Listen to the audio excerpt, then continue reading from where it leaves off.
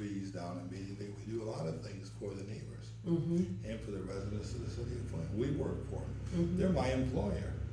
So would you say that a lot of the incidences have gone down because people now know that the jail is open and that you have enough money to fund it for 2 years?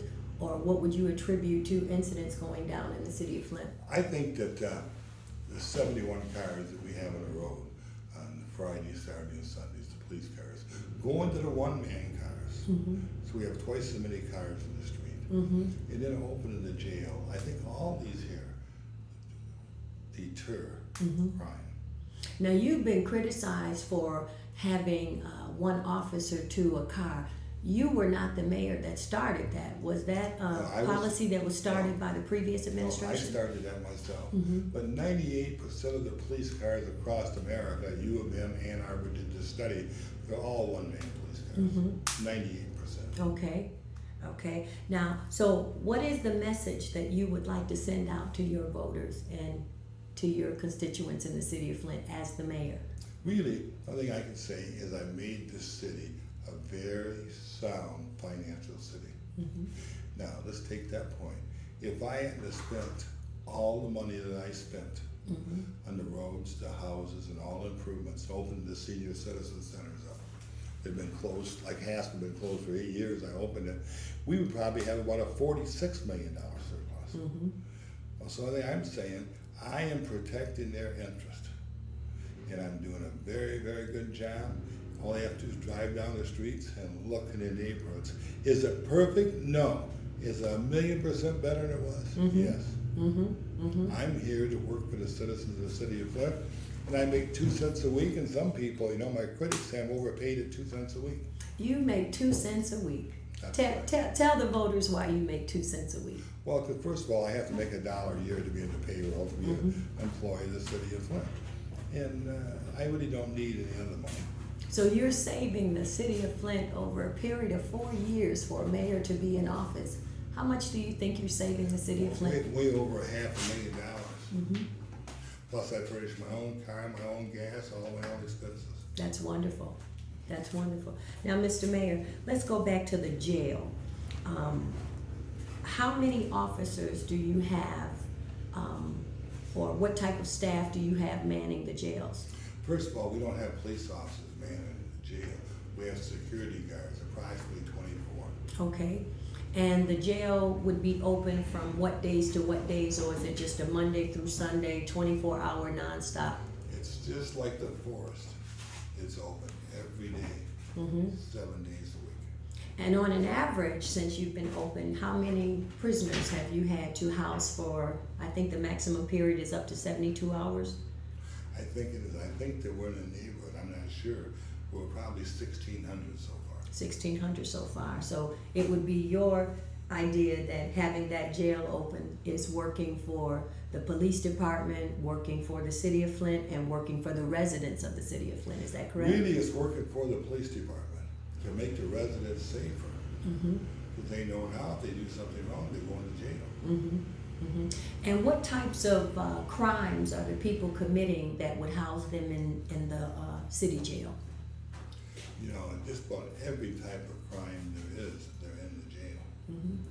Hold that thought, Mr. Mayor. We'll be right back after this. A house divided will never stand. You couldn't agree on the rock, so you're sunk in the sand. So this is why we're here, putting out a call to open up your eyes so that we can see all of the problems, the mishaps, and the big mistakes, and separate the leaders from the phonies and the fakes.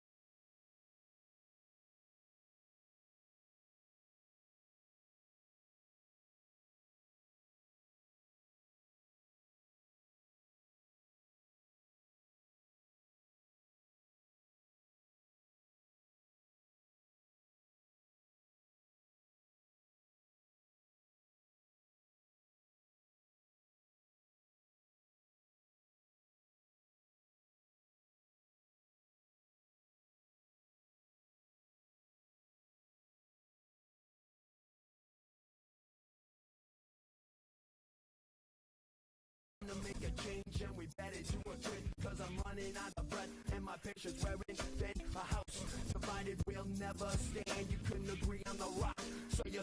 So, Mr. Mayor, the city jail, it's open what hours? 24 hours a day, 7 days a week. Mm-hmm.